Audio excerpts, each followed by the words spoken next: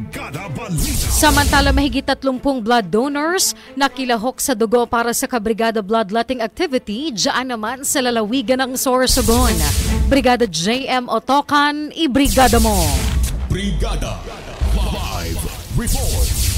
Lumahok ang mahigit 30 individual mula sa probinsya ng Sorsogon sa dugo para sa Kabrigada, isang nationwide bloodletting activity ng Brigada News FM na ginanap ngayong ika-13 ng Abril taong kasalukuyan sa Sorsogon State University. Ayon kay Yolanda Zubalia, dumayo pa mula sa bayan ng Huban upang mag-donate ng dugo. Sinabi nito na dahilan ng kanyang pagdalo ay upang makatulong sa nangangailangan. Ipinaalala rin niya sa bawat individual na huwag matakot na mag-donate ng dugo dahil kapalit nito, maraming tao ang matutulungan. Gusto ko lang din po makatulong sa mga nangangailangan ng dugo. Kaya po, gabi ko po yan iniisip kahit kinakabahan ako.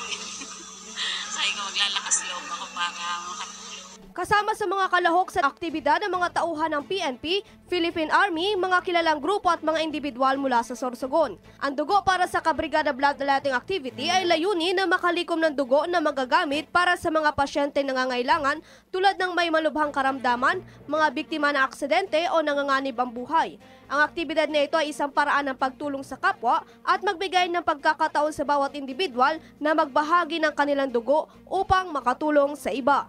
In the heart of changing lives, ito si Brigada Jiamo Toka ng 101.5 Brigada News FM Sorsogon, The Music and News Authority.